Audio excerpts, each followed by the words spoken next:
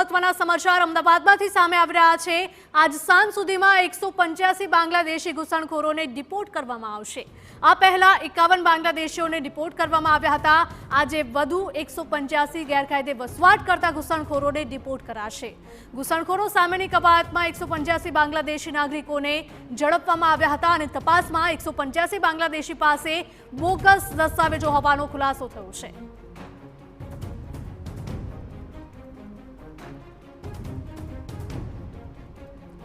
અમદાવાદમાં ગેરકાયદેસર રીતે બાંગ્લાદેશીઓએ ઘૂસણખોરી કરી છે। અહીંયા ગેરકાયદેસર બાંધકામો પણ કર્યા છે।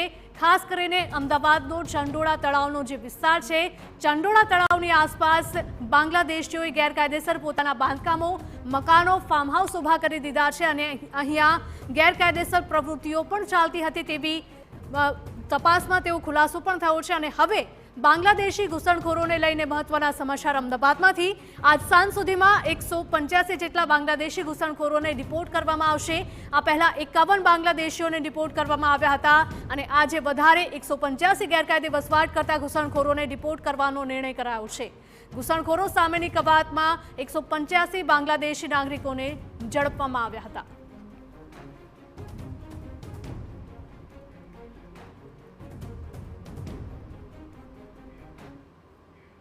हमारा पॉलिटिकल एडिटर किंजल मिश्रा जोड़ाई गया है लाइव વધુ અપડેટ સાથે। કિંજલ, જણાવશો કે સતત ત્રીજો દિવસ છે આજે કે જે અમદાવાદનું ચંડોળા તળાવ છે તેની આસપાસમાં ગેરકાયદેસર બાંધકામો કરી રહ્યા છે, ગેરકાયદેસર વસવાટ કરી રહ્યા છે, તમામ બાંગ્લાદેશીઓને ડિપોર્ટ કરવામાં આવી રહ્યા છે।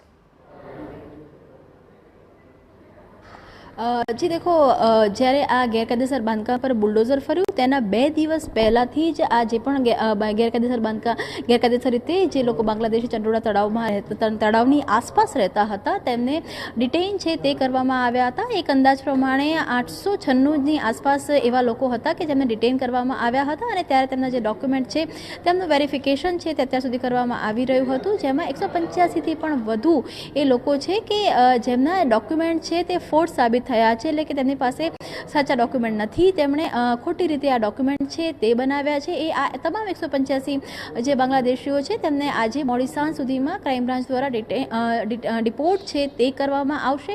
આની પહેલાં પણ 50થી પણ વધુ જે બાંગ્લાદેશીઓ હતા કે જેમની પાસે ડોક્યુમેન્ટ નહોતા, ફોર્જ ડોક્યુમેન્ટ હતા, તેમને ડિપોર્ટ કરાયા હતા। પરંતુ જે આખી કવાયત અત્યારે આખા ન માત્ર અમદાવાદમાં પરંતુ આખા ગુજરાતમાં ચાલી રહી છે, ત્યારે સૌથી મોટા પ્રમાણમાં અમદાવાદની અંદર ગેરકાયદેસર રીતે રહેતા જે બાંગ્લાદેશીઓ હતા તે હોવાનું પોલીસના ધ્યાનમાં આવ્યું હતું અને તેની જ કારણે સૌથી પહેલાં જે ડિટેઇન કરવાની કાર્યવાહી હતી તે હાથમાં ધરવામાં આવી હતી। ત્યારબાદ તેમના જે ડોક્યુમેન્ટ હતા તે વેરીફાઈ કરવા માટે અનેક જે ટીમો હતી તેને પશ્ચિમ બંગાળ પણ મોકલવામાં આવી હતી। બાંગ્લાદેશ સાથે પણ તેમના જે પુરાવા હતા તે પણ માંગવામાં આવ્યા હતા અને અત્યાર સુધીની કાર્યવાહીમાં 185 એવા લોકો મળી આવ્યા છે કે જેમની પાસે ખોટા પુરાવા છે અથવા તો કહી શકાય કે પુરાવા નથી। એ તમામ ગેરકાયદેસર રીતે ઘૂસણખોરી કર્યું હોવાનું માનવામાં આવી રહ્યું છે અને તમામને ક્રાઇમ બ્રાન્ચ દ્વારા 185 જે બાંગ્લાદેશીઓ છે તેમને આજે મોડી સાંજ સુધીમાં રિપોર્ટ કરવામાં આવશે।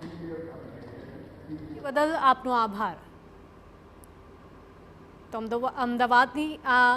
અમદાવાદથી સમાચાર સામે આવી રહ્યા છે। આજ સાંજ સુધીમાં 185 બાંગ્લાદેશી ઘૂસણખોરોને ડિપોર્ટ કરવામાં આવશે અને આ પહેલા 51 બાંગ્લાદેશીઓને ડિપોર્ટ કરવામાં આવ્યા હતા। હજુ પણ આ કાર્યવાહી ચાલુ રહેશે।